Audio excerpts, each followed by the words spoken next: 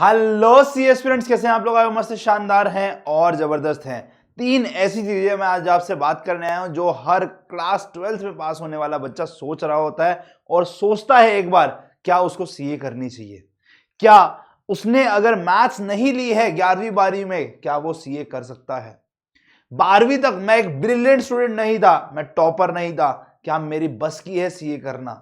और क्या सीए में मैथ्स का कुछ काम भी होता है या सीए फाउंडेशन में ये ऐसे ही डाल रखी है? आइए इन तीनों सवाल के मैं आपको जवाब देने आज आया हूं। सबसे पहले बात करते हैं कि क्या नॉन मैथ्स वाला बच्चा सीए कर सकता है? मतलब 11वीं 12वीं में मैथ्स जिसके पास नहीं थी, 2 साल हो गए छोड़े मैथ्स, क्या उससे मैथ्स ना होने के बावजूद सीए फाउंडेशन में जो मैथ्स आती है वो हो जाएगी? उसको कोई दिक्कत तो नहीं आएगी? तो इसका आंसर है जी हाँ। ऑब्वियसली हम बेसिक मैथ से पढ़ाएंगे, आपको आगे की तैयारी कराएंगे, बट मैं ये बोलता हूँ कहीं से भी पढ़ो, टेंशन लेने की जरूरत नहीं है। आप कहीं से भी पढ़ो, टेंशन लेने की जरूरत नहीं है। आपको ध्यान देना है, ये क्वांटिटेटिव एप्टीट्यूड आता है यहाँ पर, जिसमें 3 पार्ट होते हैं। यस, मैथ्स होता है, एलआर होता है और स्टैट्स होता है। वेटेज यहां पर इसकी सिर्फ और सिर्फ 40 मार्क्स की है, इसकी 20 मार्क्स की है और इसकी 40 मार्क्स की है। स्टैट्स का जो 20 नंबर का है वो आप इको में, that is statistical description of data और measure of central tendency and dispersion, और थोड़ा बहुत इंडेक्स नंबर आप पढ़ के आ चुके हैं। लगभग 15-20 नंबर का यहां से पढ़ चुके हैं। इसमें मैथ्स का कोई लेना देना नहीं है, थोड़ी कॉमन सेंस की चीज है, बहुत आराम से बच्चा इसमें मार्क्स ले आता है। और मजे की बात ये, जो बिजनेस मैथ्स में भी 40 नंबर की मैथ्स है ना, वो 11वीं 12वीं वाली है ही नहीं सारी की सारी। आधी मैथ्स में बोल सकता हूं कि 11वीं 12वीं वाली है और आधी 9-10 तक की है, या फिर एक नया टॉपिक आया है that is mathematics of finance, जिसमें सिंपल इंटरेस्ट, कंपाउंड इंटरेस्ट के आगे की बात हुई है, जो आप आगे यूज भी करेंगे और वो बहुत अच्छा प्यारा टॉपिक है। तो मतलब मैं ये बोल सकता हूं 11वीं 12वीं वाली मैथ्स तो सिर्फ 20 मार्क्स की आ रही है। चलो ठीक है, लगा लिया, ठीक ठीक सा लगा लिया। स्टैट्स में भी थोड़ा सा इन्वॉल्वमेंट हो जाता है उस चीज का, 10 मार्क्स का यहां से लगा लिया।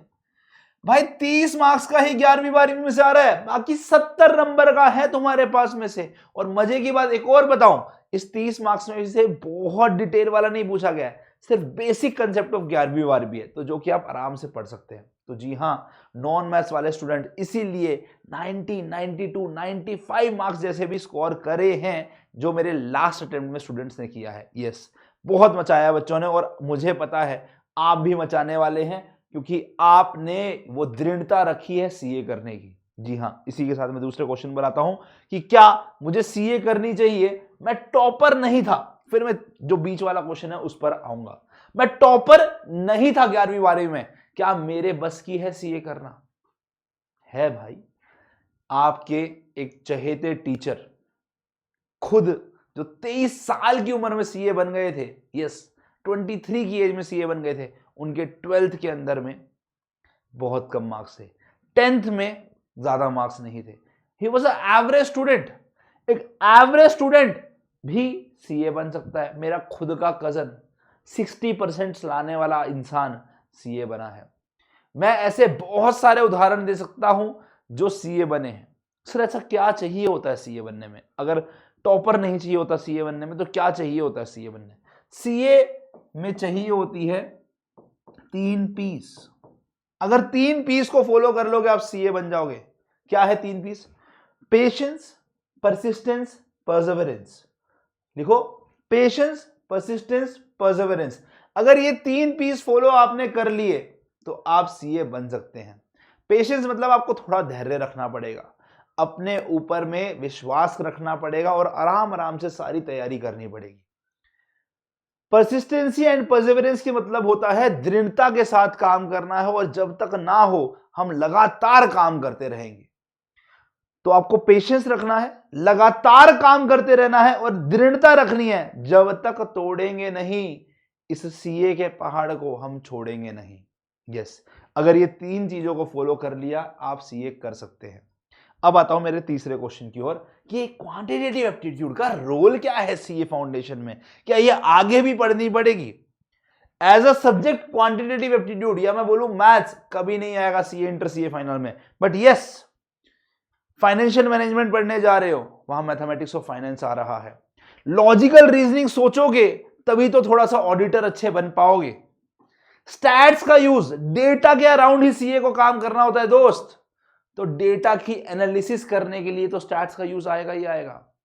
पीएनसी, प्रोबेबिलिटी जैसी चीजें आपको एनालिटिकली सोचने पे मजबूर करती हैं और वही एनालिटिक्स आपको अच्छा सीए बनाती है। तो शायद सारी चीजें डायरेक्टली यूज ना आए, बट इनडायरेक्टली ये अपना अपना इंपैक्ट दिखाती रहेंगी। सीए का कोर्स बहुत वेल डिजाइंड कोर्स है, बहुत अच्छे से सोचा समझा कोर्स है। तो ये याद रखना, ये क्वांटिटेटिव एप्टीट्यूड आपको बेटर सीए बनाने में हेल्प करता है। आपने 11वीं 12वीं में जो दिमाग लगाना बंद कर दिया था मैथ्स के अंदर में, जो आपको एनालिटिकली सोचने में हेल्प करता, लॉजिकली सोचने में हेल्प करता, ये वापस से वो पावर इग्नाइट कर देगा। जो बल्ब फ्यूज हो रहा था, ऐसा लग रहा था आपको, वो वापस से बल्ब जला देगा। और ट्रस्ट मी, अगर आप परसिस्टेंसी दिखाएंगे, आप पेशेंस रखेंगे और आप परसेवरेंस के साथ काम करेंगे तो आप पक्का से सीए बन जाएंगे। तो मिलते हैं ऐसी और वीडियो के साथ, तब तक के लिए keep practising, take care, bye bye, अलविदा बच्चा पार्टी।